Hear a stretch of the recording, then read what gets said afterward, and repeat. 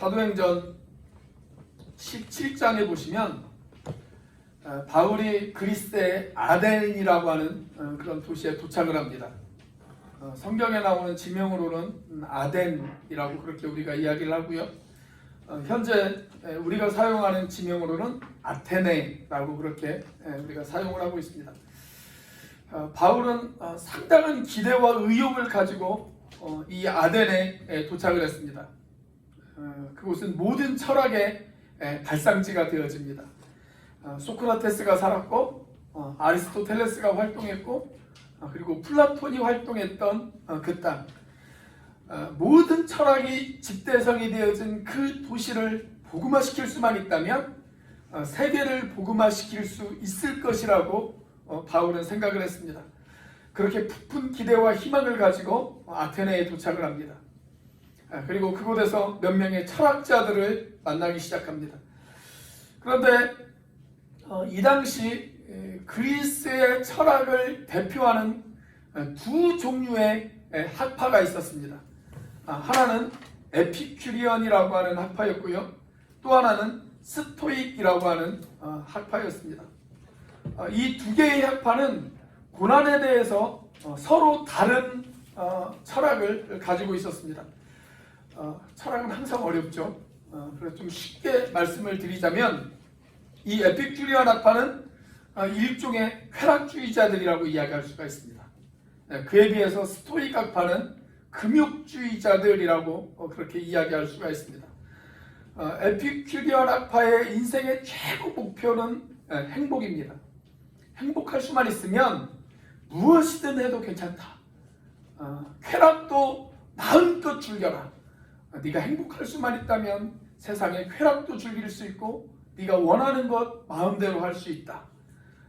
그런 생각을 하고 있었어요. 한마디로 말하면 노세 젊어서 노세 늙어지면 못 노나니 뭐 이런 가치관을 가지고 있었던 학파가 바로 에피큐리언 학파였습니다. 자, 그래서 고난이 오면 그들은 고난을 부정했습니다. 나중 일은 나중 생각하고 그냥 오늘을 즐겨 이렇게 생각을 했습니다. 이렇게 감정에 충실한 사람들이 바로 에피큐리언 학파였어요. 자, 반대로 스토익 학파는 고난을 인정합니다. 그리고 그 고난을 극복하라고 가르칩니다. 그리고 고난을 극복하는 과정에서 가장 중요한 것은 자기 의지다 라고 그렇게 이야기를 합니다. 그리고 감정에 충실할 것이 아니라 이성에 충실하라고 그렇게 이야기를 합니다. 자, 그렇다면 성경은 어느 쪽일까요? 에피큐리언 학파에 가까울까요? 아니면 스토익 학파에 가까울까요? 우리가 고난을 인정하고 고난을 극복해야 된다 라고 하는 점에서는 스토익 학파의 가르침에 가깝다라고 그렇게 이야기할 수가 있습니다. 여러분, 고난은 부정한다고 해서 없어지는 것이 아니에요. 고난은 현실입니다. 우리에게 고난이 닥쳤을 때 우리는 그 고난을 인정할 수 있어야 됩니다. 자, 그런데 이 스토익 학파와 성경의 차이점이 하나 있어요. 고난을 극복하는 과정에 있어서 스토익 학파는 우리의 이성만으로도 충분히 우리가 그 고난을 극복할 수 있다. 그렇게 주장을 했습니다. 그러나 성경은 그렇게 가르치지 않습니다. 고난을 극복하기 위해서 우리는 하나님의 도우심을 받아야 한다고 성경은 우리에게 가르치고 있습니다. 우리의 의지에는 한계가 있습니다. 우리의 이성만으로는 우리가 그 고난을 극복할 수가 없습니다. 그래서 우리는 기도를 통해서 하나님의 도우심을 구하고 그리고 마침내 하나님의 도우심 가운데에서 우리는 그 고난을 극복할 수 있어야 된다고 성경은 우리에게 가르치고 있습니다. 자, 그런데 아직도 질문은 남아요. 우리가 고난을 겪을 때 우리에게 고난을 준 사람들이 있잖아요. 하나님은 우리에게 고난을 준 사람들을 과연 어떻게 처리하실까요? 여기 하박국 2장의 말씀을 통해서 우리가 고난의 터널을 통과할 때 저와 여러분들이 묵상해야 될 두 가지의 주제를 우리에게 이야기하고 있습니다. 하나의 주제는 하나님의 진노입니다. 그리고 또 하나의 주제는 하나님의 영광입니다. 여러분, 우리가 고난의 어두운 밤을 통과할 때 우리는 이 두 가지의 주제를 바라보고 묵상할 수 있어야 됩니다. 하나님의 진노와 하나님의 영광. 자, 우리가 고난 중에 바라보고 묵상해야 될 첫 번째 것, 우리는 하나님의 진노를 바라볼 수 있어야 됩니다. 하나님의 진노를 바라볼 수 있어야 됩니다. 자, 우리가 고난을 겪을 때 우리에게 고난을 준 사람들이 있죠. 때로는 반대로 우리가 누군가에게 고난을 주기도 합니다.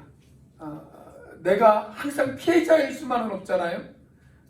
우리가 고난의 피해자가 되어질 수도 있지만 동시에 또 우리는 누군가에게 고난을 주는 그런 고난의 가해자가 되어질 수도 있습니다.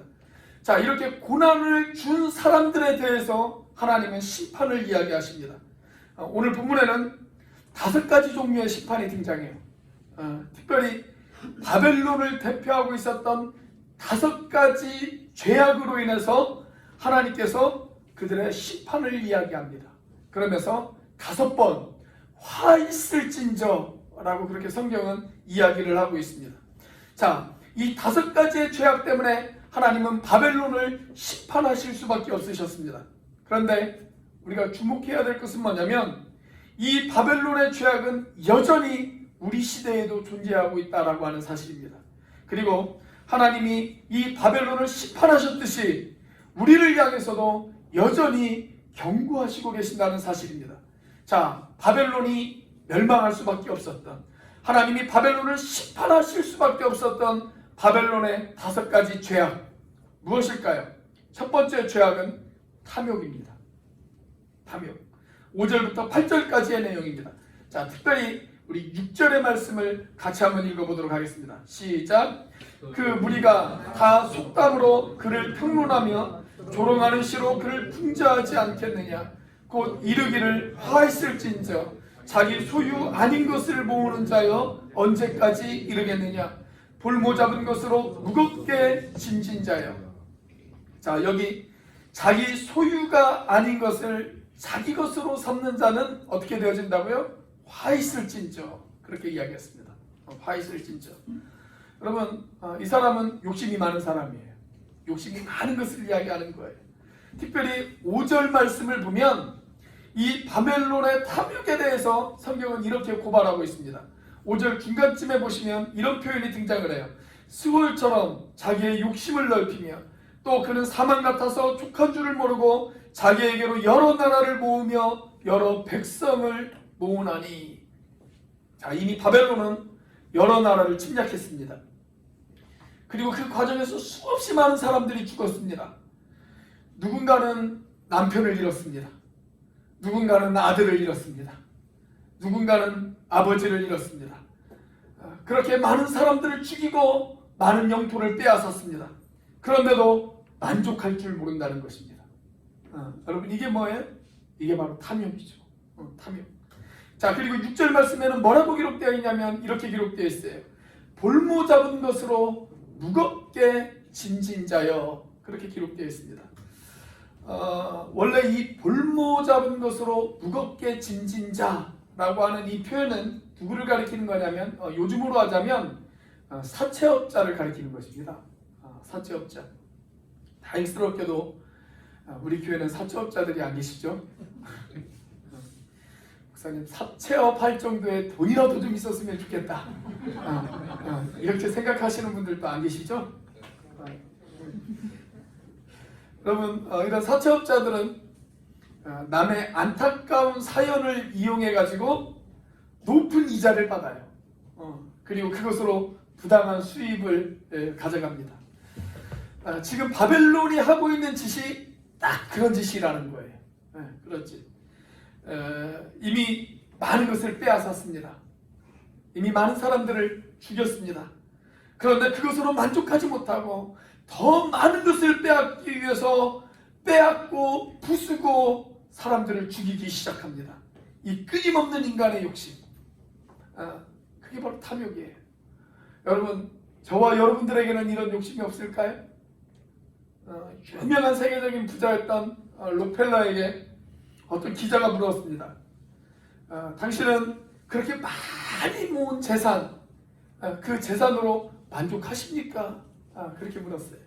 그 그때 록펠러는 아주 단호하게 말했다고 그럽니다. 아니요, 저는 만족하지 못합니다. 그러자 기자가 다시 묻습니다. 그렇다면 얼마나 더 모아야 만족하실 수 있겠습니까? 그때 록펠러가 이런 아주 유명한 대답을 했다고 그러자 조금만 더요. 조금만 더 모으면 제가 만족할 수 있을 것 같습니다. 그런데 여러분, 그 조금만 더 모은다고 해서 과연 만족이 찾아올까요? 거기에서 다시 또 조금만 더를 이야기하지 않겠습니까? 여러분, 십계명에 보시면 십계명의 마지막 계명이 우리에게 주는 경고, 여러분 그게 뭐예요? 내 이웃의 것을 탐내지 말라. 그것이 십계명의 마지막 경고입니다. 우리 안에 있는 이 탐심을 조심해라. 한마디로 이 이야기예요. 여러분, 특별히 돌아오는 주간에는 설날이 있습니다. 이 설 연휴 기간에 여러분들도 코로나로 인해서 힘들고 어렵겠지만 가족들과 친지들과 또 우리 주변에 있는 불우한 사람들을 우리가 돌아볼 수 있는 그런 저와 여러분들이 되시기를 주의 이름으로 축복합니다. 자, 두 번째 제약은 이기심입니다. 이기심. 9절부터 11절까지의 말씀입니다. 자, 9절의 말씀을 같이 한번 읽어보도록 하겠습니다. 9절 시작. 재앙을 피하기 위하여 높은 데 깃들이려 하며 자기 집을 위하여 부당한 이익을 취하는 자에게 화 있을진저. 자, 여기에서 강조하고 있는 단어는 뭐냐면 부당한 이익이에요. 부당한 이익. 이 사람은 자기밖에 몰라요. 내가 이익을 볼 수 있다면 그것이 불법이든 합법이든 신경 쓰지 않습니다. 남의 눈에서 떨어지는 눈물, 그거 신경 쓰지 않아요. 오직 내 이익만 중요합니다.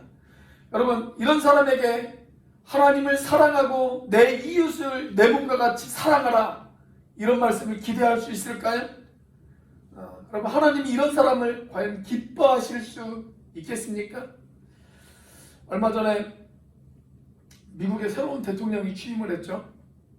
저는 개인적으로 트럼프가 떨어지고 바이든이 대통령에 당선된 것이 참으로 다행이라고 생각합니다.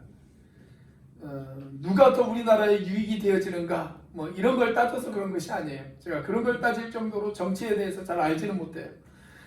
제가 평가하는 기준은 뭐냐면 트럼프가 4년 동안 보여줬던 행동입니다. 트럼프가 4년 동안 미국을 이끌어가면서 그가 내세운 정책이 뭐였냐면 소위 아메리카 퍼스트였습니다. 미국 제일주의. 그래서 철저하게 미국의 유익만 위해서 일했습니다. 멕시코와 멕시코와 장벽을 쌓기도 하고, 또 세계 기후변화 협약을 탈퇴하기도 하고, 그리고 약하고 힘없는 나라에 압력을 가해가지고 막대한 경제적 이익을 누리기도 하고, 이렇게 철저한 이기심으로 나라를 이끌었어요. 그런데 참 아이러니하게도 그런 트럼프를 미국의 많은 그리스도인들이 지지했다는 사실입니다. 물론 음모론자들의 여러 가지 궤변도 힘을 보태기는 했지만 사람들의 이기심을 자극해가지고 그것으로 표를 얻었어요. 여러분, 과연 하나님이 그것을 기뻐하실까요? 여러분, 이기심은 하나님이 좋아하지 않습니다. 만약 우리 하나님께서 이기심을 좋아하신다면 저와 여러분들을 위해서 고난과 죽음의 그 십자가를 그분이 짊어지셨겠습니까? 여러분, 그리스도의 정신은 남의 짐을 함께 짊어지는 것이 그리스도의 정신이지, 자기만 생각하는 것, 그것은 예수 그리스도의 정신이라고 할 수가 없어요. 우리 교회가 남의 짐을 함께 짊어질 수 있는 그런 교회가 되어줄 수 있기를 주의 이름으로 축복합니다. 자, 세 번째 죄악은 착취입니다. 착취. 12절부터 14절까지가 착취에 대한 죄를 지적하고 있어요. 자, 특별히 12절의 말씀 우리 같이 한번 읽어보도록 하겠습니다. 시작. 피로 성읍을 건설하며 불의로 성을 건축하는 자에게 화 있을진저. 남을 피 흘리게 하면서 자신의 욕심을 챙기는 것, 여러분, 그게 바로 착취예요. 바벨론 사람들은 다른 나라를 침략한 뒤에 그 나라 사람들을 자기들의 노예로 삼았습니다. 그리고 그 노예들을 동원해서 자신들의 성벽을 쌓는 일에 동원하기 시작을 했어요. 그들은 다른 사람들의 행복, 다른 사람들의 인생 그런 거에는 전혀 관심이 없었습니다. 이들에게 있어서 사람은 중요하지 않아요. 이들에게 있어서 가장 중요한 것은 뭐냐면 그들이 가진 힘이 중요했고 그들이 가진 재산이 중요했고 그들이 누리고 있는 성공이 사람보다 더 중요했습니다. 그래서 사람들을 도구로 부렸습니다. 그런데 그렇게 누군가에게 착취해서 모아놓은 재산과 힘과 성공, 여러분 그것이 어떻게 되어질까요? 13절에 보시면 하나님이 거기에 대해서 두 가지를 이야기하세요. 착취한 모든 것이 불탈 것이고 그리고 착취한 모든 것 그것이 헛된 것이다 라고 그렇게 성경은 이야기하고 있습니다. 여러분 하나님은 착취를 미워하십니다. 지난 한 주 인터넷을 떠들썩하게 했던 사건이 하나 있어요. 야, 사람이 악해도 이렇게 악해질 수가 있나? 라고 생각이 들 정도로 그렇게 좀 제 마음이 아픈 그런 소식이었습니다. 그 영상을 이렇게 보고 있으니까 오래간만에 제 마음속에서 막 분노가 일어나더라고요. 분노가. 이 동영상을 여러분들에게 보여드리는 것이 여러분들의 정신건강에 매우 안 좋을 것이라는 것을 알지만 그래도 제발 우리는 이렇게 살아서는 안 되겠다 라고 하는 마음으로 동영상 하나를 여러분들에게 보여드리도록 하겠습니다. 원래는 엄청나게 긴 동영상인데 제가 좀 줄였어요. 과감하게 좀 편집을 해서 아주 짧게 한 2분 정도 내외로 동영상 하나를 여러분들에게 보여드리도록 하겠습니다. 그러면 손님이 애초에 주소를 잘 적어주시면 가져가라고. 주소를. 고생한 거 기사들이 고생했는데 왜 그쪽이 지금 그러시는 건지 무슨 기사들이 뭘 고생해요. 그냥 오토바이 타고 부릉부릉 하면서 놀면서 무신하면서 음악 들으면서 다니잖아요. 보는데 그거 모를 줄 알아요? 배달 기사들이 다 어떻게 먹고 우와. 다니는데? 돈을 못 버니까 그 일을 하겠죠. 회사에서도 내가 인정받고 돈 많이 벌면 그 집 하고 있겠어요? 그치. 잘 버시는 분은 1,000만 원도 가져가요. 그렇게 고생이 네? 1,000만 원이야? 내가 일주일에 버는 게 1,000만 원이 미안한데. 어머.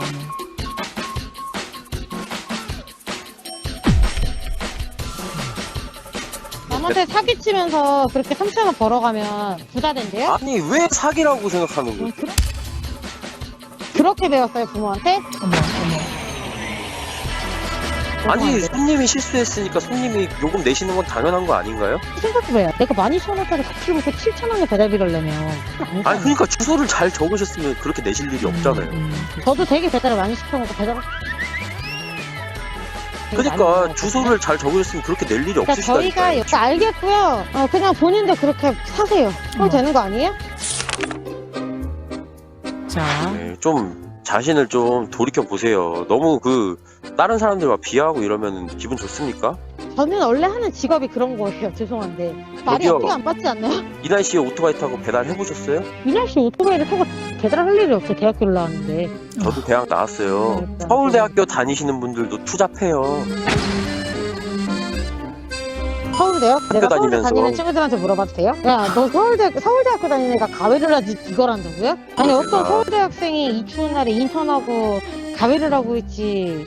제 네. 주변에는 서울대학교 다니고 연대 다니고 고대 다니고 다 좋은 데 나온 친구들도 오토바이 안 타요. 근데요. 편안하게 일해서 돈 벌 수 있어. 근데 저는 그쪽처럼 좋은 학교 나오고 그 주변에 그런 사람 아무리 많아봤자 인성이 그따위면 세상 살 가치가 없다고 생각해요. 이 세상에 힘든 사람 당신은 쭉 잘 살 것 같습니까? 네. 사람이 남 위에 있다고 생각하시면 안 되는 거예요. 남 위에 있다 생각해야 더 잘 나가는 거예요. 미안한데. 아마- 남 아래에 있다고 생각하면 그게 성공을 하겠습니까? 정신건강이 매우 해가 되어지죠. 여러분 갑질도 착취예요. 갑질도 착취입니다. 사람을 도구로만 바라보는 그런 착취예요. 우리 사회가 이렇게 가서는 안 되지 않겠습니까? 적어도 우리 교회만이라도 이런 문화를 좀 바꿨으면 좋겠다. 그런 생각이 들어요. 그래서 기도를 하는데 그런 생각이 들더라고요. 우리 교회도 우체부 아저씨부터 택배 아저씨까지 많은 분들이 왔다 갔다 하시는데 적어도 우리가 함께 살아가는 그런 사회를 만들기 위해서 비록 작은 일이지만 이분들이 우리 교회에 오셔서 따뜻하게 차 한 잔이라도 하시면 좋겠다 싶은 생각에 밖에다가 커피를 좀 꺼내놨습니다. 이분들이 오셔서 얼마든지 커피를 좀 드실 수 있게끔 그렇게 좀 해놨어요. 여러분, 저는 우리 교회가 좀 따뜻한 교회가 되어졌으면 좋겠어요. 사람 냄새 나는 교회, 사람을 도구로 생각하는 그러한 사람들이 아니라 사람을 피가 흐르는 그런 생명으로 바라볼 수 있는 그러한 사람들이 모여있는 교회, 저와 여러분들이 그러한 인생이 되어지시기를 주의 이름으로 축원합니다. 자, 네 번째 죄악은 술 취함입니다. 술 취함. 15절부터 17절까지입니다. 자, 15절에 있는 말씀을 같이 한번 읽어보도록 하겠습니다. 시작. 이웃에게 술을 마시게 하되 자기의 분노를 더하여 그에게 취하게 하고 그 하체를 드러내려 하는 자에게 화했을진저. 우리나라는 술을 권하는 사회예요. 그리고 지금도 술 먹고 지은 죄는 술 취했으면 그럴 수도 있지 라고 하면서 봐주는 경향이 아직까지도 우리나라에 있습니다. 우리나라에서 술을 죄로 여기는 유일한 집단이 있다면 그 집단이 바로 개신교라고 생각합니다. 어떤 분들이 저에게 가끔 이렇게 물어요. 목사님, 성경에 술 먹지 말라고 하는 말은 없지 않습니까? 술 취하지 말라고 하는 말은 있어도 술 먹지 말라고 하는 말은 없지 않지 않습니까? 그렇게 이야기하시는 분들이 계세요. 그래서 그분들이 근거로 내미는 성경 구절이 있습니다. 디모데전서 5장 23절 이렇게 기록되어 있어요. 이제부터는 물만 마시지 말고 내 위장과 자주 나는 병을 위하여는 포도주를 조금씩 쓰라. 술 좋아하는 사람들에게 이 말씀은 복음이죠. 복음이죠. 얼마나 복음입니까? 포도주를 쓰라고 했으니까. 그런데 이 말씀은 바울이 그의 믿음의 아들이었던 디모데에게 이 말씀을 지금 하고 있어요. 이 말씀을 하고 있는 배경이 있습니다. 디모데가 목회하고 있었던 소아시아 지역에는 물이 그렇게 좋지 않았어요. 물에서 석회가루가 나와요. 지금도 소아시아 지역에 가보면 물에서 석회가루가 나옵니다. 그래서 그 물을 많이 마시다 보면 어떻게 되어지냐면 위장병이 생겨요. 그래서 바울이 지금 뭐라고 이야기를 하냐면 물만 마셔서 네가 이가 배려버리는 그런 병에 걸리지 말고 차라리 포도주를 조금씩 같이 마셔라. 지금 그 이야기를 하고 있습니다.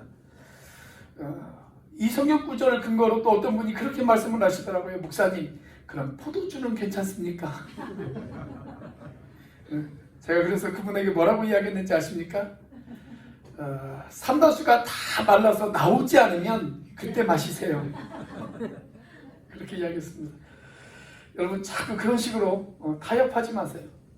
우리가 지금 살펴보고 있는 이 하바국 선지자와 동시대에 살았던 아주 유명한 선지자 한 사람이 있어요. 그 선지자가 누구냐면 예레미야라고 하는 선지자입니다.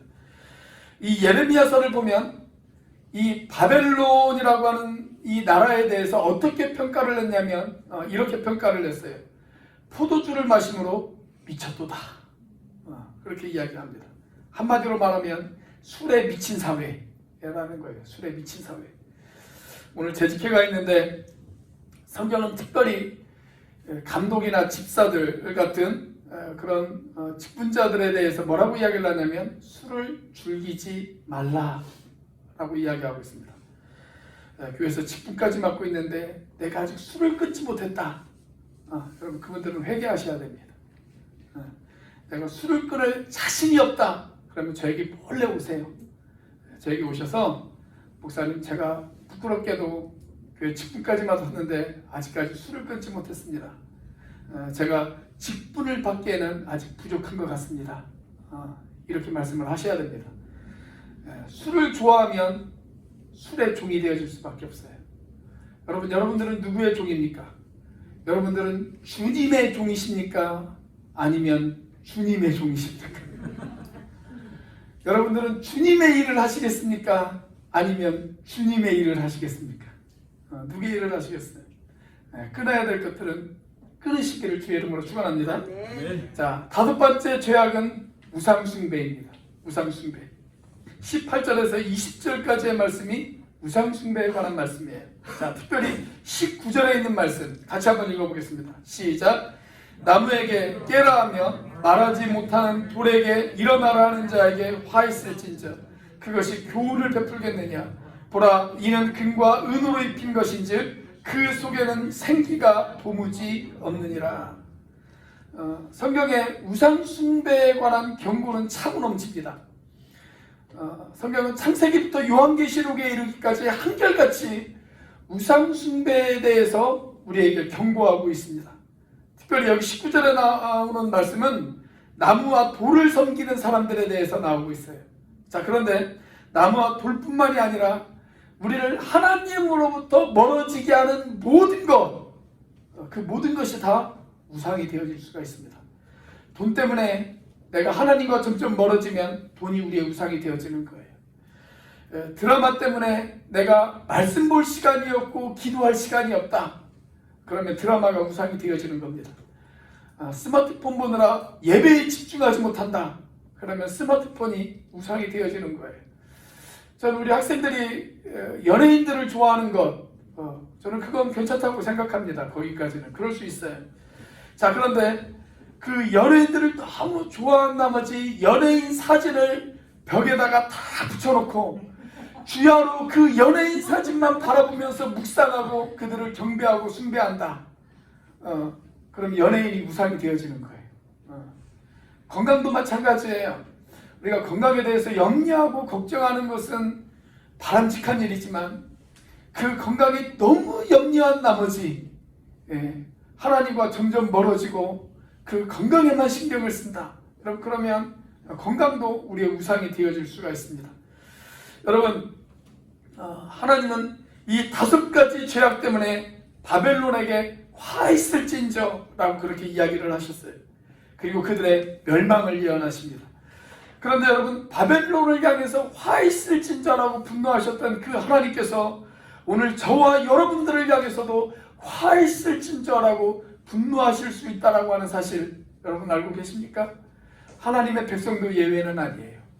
우리가 말씀대로 살지 못하면, 우리가 이런 죄악 가운데 살아가면 하나님은 여전히 저와 여러분들을 향해서도 화 있을진저 라고 그렇게 이야기하실 수 있습니다. 이런 화를 당하지 않도록 깨어있을 수 있는 저와 여러분들이 되시기를 주의 이름으로 축원합니다.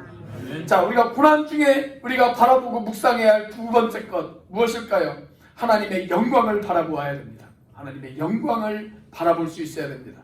자, 오늘 본문인 하박국 2장은 계속 암울한 이야기만 나와요. 하박국 2장을 읽다 보면 화 있을진저 이런 이야기만 계속 나옵니다. 자, 하박국의 기도에 대한 하나님의 응답이 이런 암울한 이야기로만 끝이 난다면 얼마나 절망적이겠어요. 그런데 그 끝에는 하나님의 영광이 기다리고 있다는 거예요. 지금 먹구름이 가득한 하늘에서 한 줄기의 빛이 쫙 내려오고 있어요. 그 빛과 같은 말씀이 오늘 하박국 2장에 보면 두 구절이 등장을 합니다. 14절과 20절 말씀이 바로 그 말씀이에요. 먼저 14절의 말씀을 같이 한번 읽어보도록 하겠습니다. 시작. 이는 물이 바다를 덮음같이 여호와의 영광을 인정하는 것이 세상에 가득함이니라. 자, 이 말씀을 제대로 이해하려면 먼저 13절에 있는 말씀을 살펴봐야 됩니다. 자, 13절에 있는 말씀 같이 한번 읽습니다. 시작. 민족들이 불탈 것으로 수고하는 것과 나라들이 헛된 일로 피곤하게 되는 것이 만군의 여호와께로 말미암음이 아니냐. 자, 여기 보면 이 13절과 14절이 서로 반대되는 두 개의 단어들이 등장을 합니다. 자, 14절에서는 뭐가 나와요? 물이 나와요. 그런데 13절에서는 물과 반대되어지는 불이 나옵니다. 자, 14절에서는 바다가 나옵니다. 그런데 13절에서는 바다와 반대가 되어지는 민족과 나라가 나와요. 우리가 살아가는 이 세상을 말하는 것이죠. 자, 여러분, 지금 세상은 불타고 있어요. 무엇 때문에 불타고 있습니까? 죄악 때문에 불타고 있어요. 특별히 아까 조금 전에 말씀드렸던 5가지의 죄악, 탐심, 이기심, 착취, 술 취함, 그리고 우상숭배, 이 5가지 죄악으로 인해서 지금 세상은 불타고 있습니다. 그런데 하나님의 영광이 물이 바다를 덮은 같이 온 세상을 덮을 것이다 라고 그렇게 성경은 우리에게 이야기하고 있습니다. 여러분, 지금 하박국은 그 도시의 가장 높은 성루에 올라가서 하나님 앞에 기도를 드리고 있어요. 그럼 기도를 하면서 2가지의 환상을 보았어요. 첫 번째 환상은 불타는 세상입니다. 세상이 불에 타고 있어요. 활활 타고 있어요. 그 불로 세상이 멸망할 것 같아요. 그런데 그게 끝이 아니었어요. 하나의 환상을 더 보았는데 그 불타는 세상 가운데 하나님의 영광이 몰려오고 있어요. 물이 바다를 덮은 같이 하나님의 영광이 그 불타는 세상을 덮어버리기 시작한다는 것입니다. 바로 그때가 온다는 거예요. 그때가 온다. 그때가 찾아올 것이다 라는 이야기입니다. 자, 그런데 그때가, 그 영광이 어디에서부터 시작이 되어질까요? 20절에 있는 말씀입니다. 자, 우리 20절 같이 한번 읽어보겠습니다. 시작. 오직 여호와는 그 성전에 계시니 온 땅은 그 앞에서 잠잠할지니라 하시니라. 자, 그 영광이 어디에서 시작되어져요? 성전에서부터 시작되어져요. 지금 세상은 시끄럽습니다. 세상은 온갖 전쟁과 갈등으로 인해서 어수선합니다. 죄악으로 인해서 불타는 세상 가운데 사람들이 아우성치고 있습니다. 그런데 성경은 이렇게 이야기합니다. 온 세상아 잠잠하라. 여호와가 성전에 계신다. 그러므로 너희들은 잠잠할지어다. 그렇게 이야기하고 있습니다. 하나님으로부터 멀리 떠나서 시끄러웠던 세상, 그러나 물이 바다를 덮음같이 하나님의 영광이 몰려올 때 세상이 잠잠하게 되어질 것이다 라고 그렇게 이야기하고 있습니다.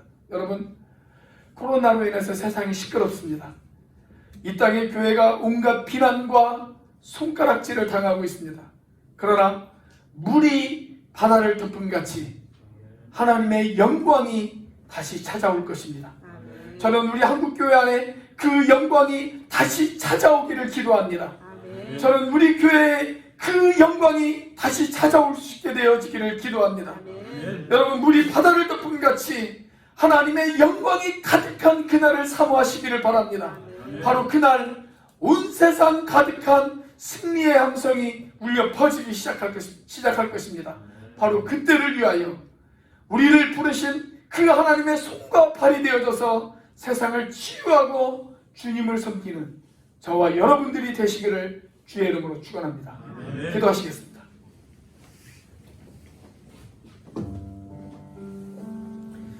우리 시간 함께 기도하기를 원합니다. 하나님, 우리의 죄악을 용서하여 주옵소서.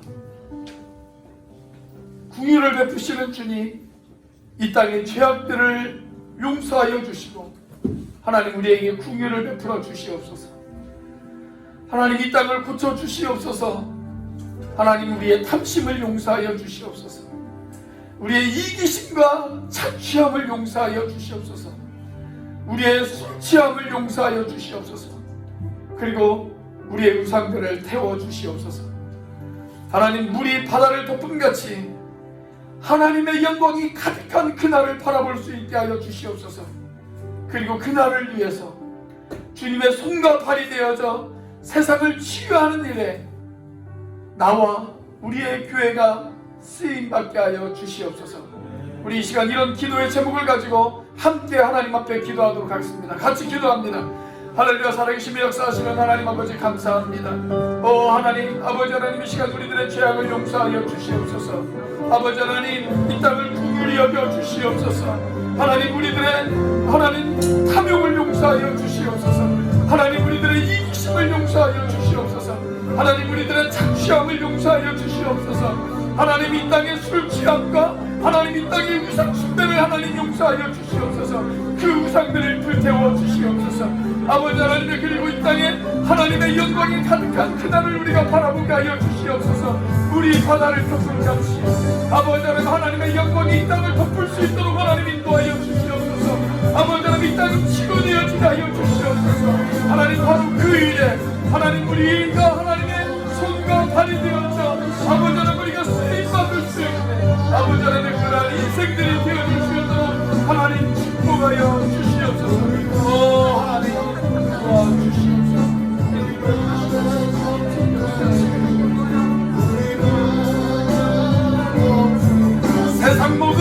민족이 구원을 얻기까지 세상 모든 민족이 구원을 얻기까지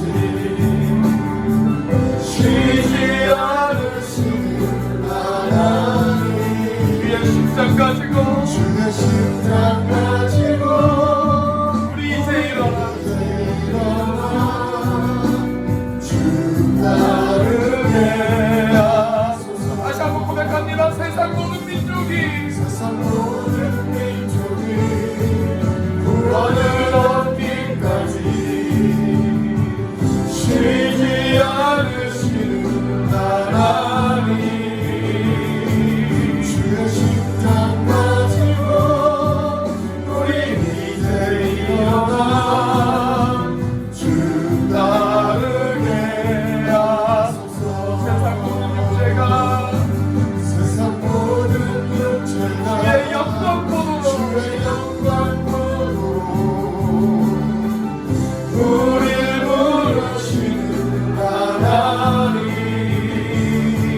주의 손과 발 되어 세상을 치유하며 주 섬기게 하소서 바다 높은 같이 우리 바다 높은 같이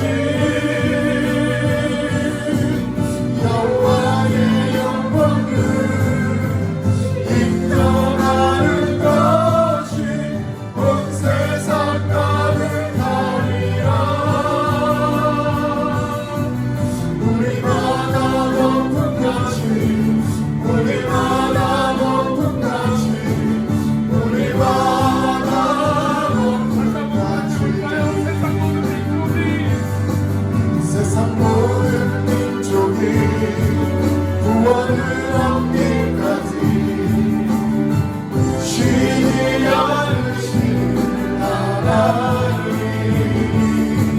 주의 십장 가지고 우리 이제 일어나 주 따르게 하소서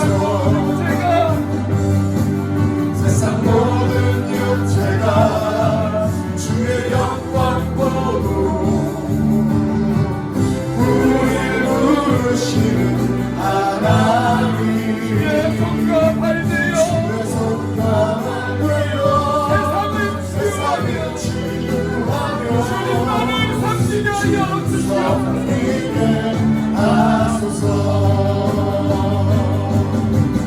우리 바다 높은 같이 여호와의 영광을 인정하는 것이 온 세상 가득하리라 우리 바다 높은 같이 우리 바다 높은 같이 우리 바다 높은 같이 보리라 그날에 주의 영광 가득한 세상 우리는 그때 되리 온 세상 가득한 승리의 함성 우리 바다 높은 같이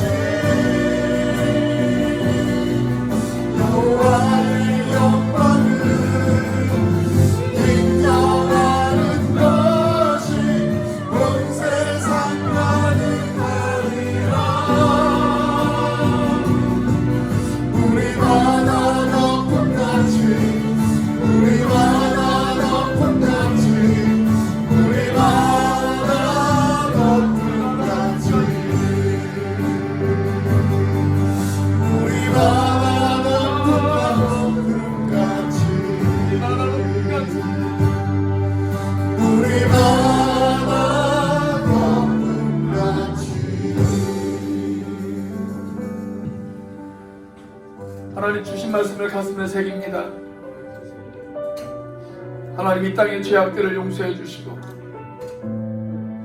우리의 잘못을 사하여 주시옵소서. 우리 가운데 하나님의 긍휼을 베풀어 주시옵소서. 우리 바다 덮음같이 하나님의 영광이 온 세상 가득한 그날을 사모할 수 있는 우리가 되어지게 하여 주시옵소서. 세상 모든 사람이 구원을 얻기까지 쉬지 않으시는 하나님, 그 하나님의 열심을 따라 주님의 손과 발이 되어 우리도 쉬지 않을 수 있도록 인도하여 주시옵소서. 이제는 우리를 위하여 십자가에 달리신 성자 하나님의 은혜와 그 독생자를 죽기까지 내어주신 성부 하나님의 사랑과 지금도 그 사랑을 깨닫게 하시고 충만하게 하시는 성령 하나님의 교통하심이 우리 바다를 덮음같이 하나님의 영광이 온 세상을 뒤덮는 그날을 사모하며 그리고 그날에 이르기까지 주님의 손과 발이 되어 열심히 살아가기로 작정하는 우리 오늘교회 형제 자매들 머리 위에 지금부터 영원까지 함께 하시기를 간절히 축원하옵나이다.